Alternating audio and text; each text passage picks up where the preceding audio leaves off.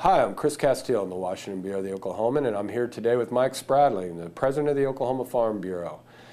Mike, I didn't see a target on your back when you came in, but here in Washington, you've got a couple of budgets out there, including the House Republican budget that may come up this week that has some pretty major cuts to farm programs. As most Oklahomans know, there have been programs in place really since the Depression that help with certain crops, mainly wheat, corn, cotton, things like that, to ensure that the U.S. has a stable supply of these crops. But as Congress looks to cut things, farm programs have been kind of front and center.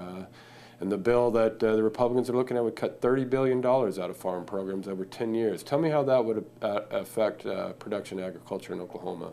Well, certainly that is a concern to us. We've been looking at $23 billion or something all along, and really Congressman Lucas, which is chair of the House Out Committee. Right. We're very fortunate from Oklahoma to have him there in this situation. But, he's been looking forward to that for quite some time. But now here he is, finds himself in one of the worst times to be in that position because of the budget right. and the deficit and everything that we have to deal with. But no, that is something, a very major concern to us. Again, we've been working all along for around 23 or 25 right. billion, and then we start hearing these figures. The agriculture leaders on both sides of the House, senators, on both sides of the Capitol, House and Senate, came to $23 billion agreement over 10 years, but now the House wants to go further than that. Well, that's right. Again, we feel we're willing to do our share as far as agriculture. Take the cuts. We know the budget's deficit is real, and we want to do our part. But we can't afford to do more than our part. I mean, there's a lot of things that, agriculture budget's 1/2 of 1% of the entire budget.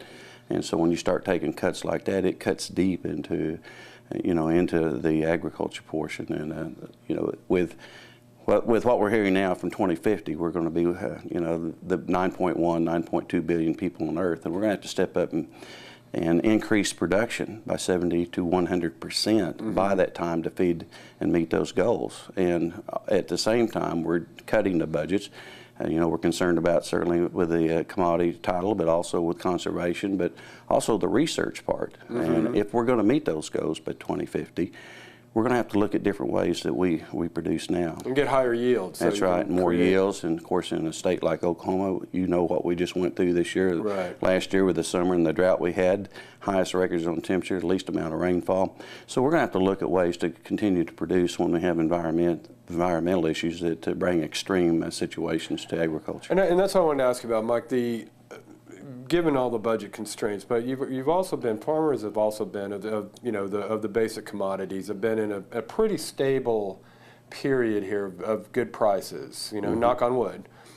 And so is this a time, do you think, to move the federal support for agriculture maybe to more of a crop insurance? Just basically, we'll help you if there's a disaster, but otherwise you're just going to have to take what the market will give you, which is basically what you've been doing because the prices have been so high. Right. But there are some other programs out there, the direct payment programs that pay, no matter what the price is. But is it time, do you think, to just move to more of a crop insurance? We'll help you, if you lose everything, we're there for you, but otherwise you're on your own. Absolutely, and that's what we're interested in, not only Oklahoma Farm Bureau, American Farm Bureau, the catastrophic losses. We can certainly assume a certain amount of risk. We're just in business like anybody else. And we don't want a insurance program or a farm bill program that guarantees a profit to farmers and ranchers.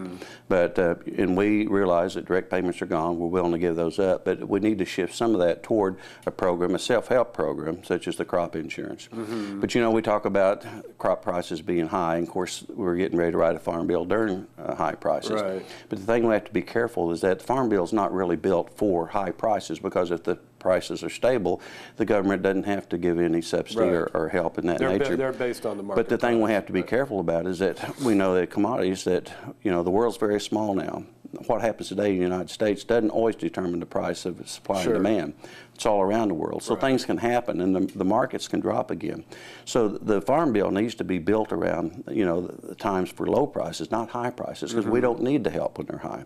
But the thing we got to be sure and protect is that we have farmers and ranchers in place when things go bad, just as what we mentioned.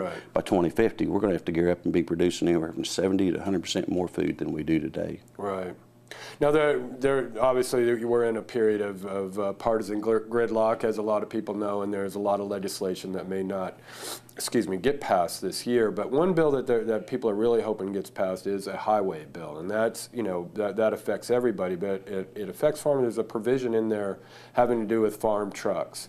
And Senator Inhofe was a big proponent of that. He got it through the Senate bill, which passed a couple weeks ago. Tell me about how that provision would help Oklahoma farmers. Well, we've been working on this for quite some time, back when Mary Fallon was a congresswoman here, now, of course, our governor. But, and then Congressman Bourne was also working that. Now we have Senator Inhofe, and we've got Congressman Langford working on behalf. And certainly those are things certainly of interest, especially those farmers and ranchers that live around the border of the state of Oklahoma.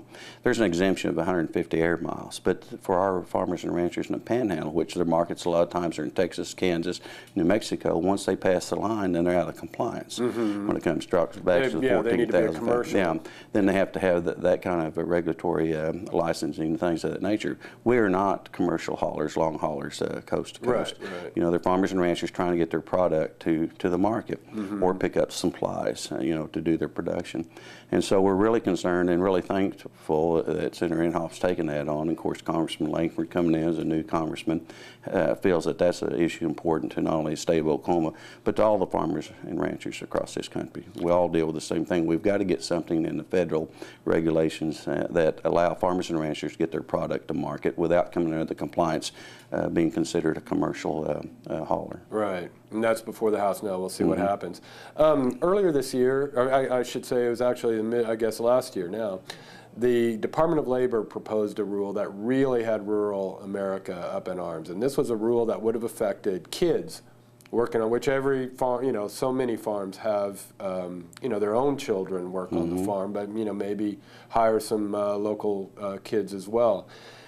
Tell me what's happened. They have pulled that rule because of the controversy, but so they're going to re-examine it.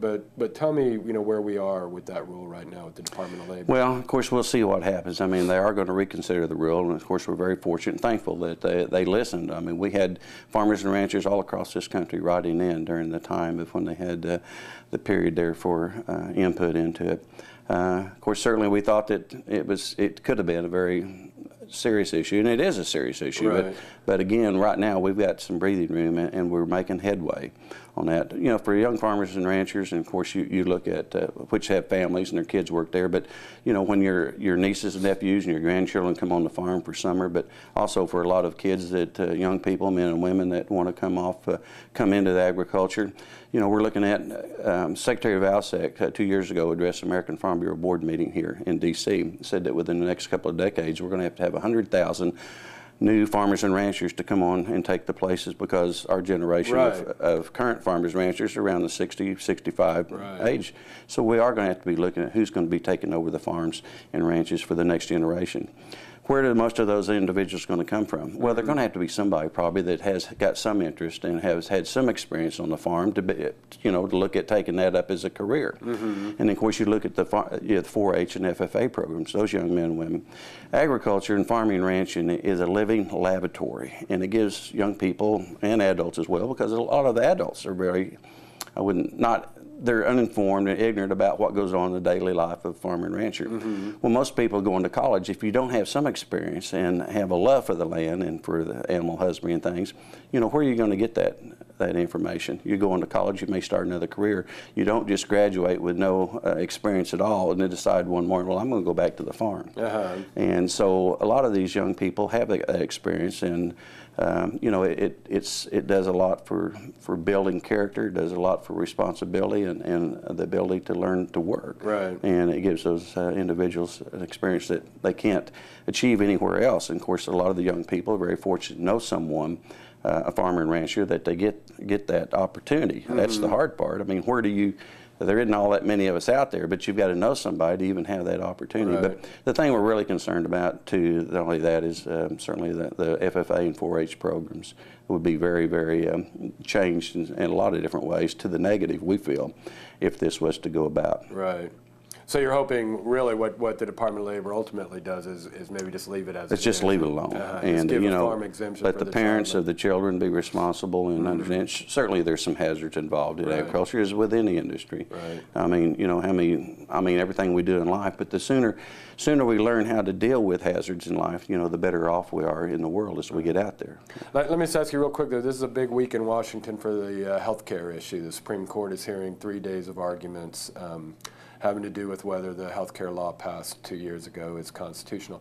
A lot of the law will not go into effect until 2014.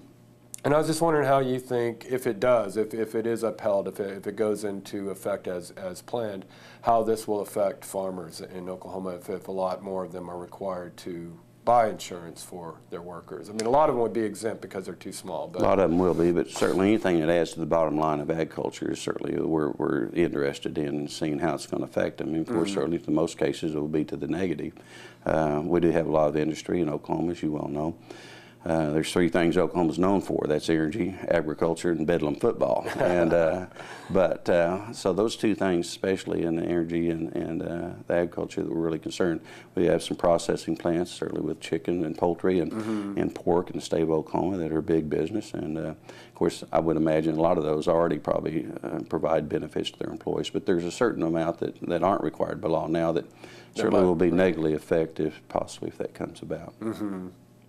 Well, Mike, thanks so much for coming in. It was great to see you again. Well, it's good to see you. Thank you for the opportunity. And look for more on this in the Oklahoman and on newsok.com.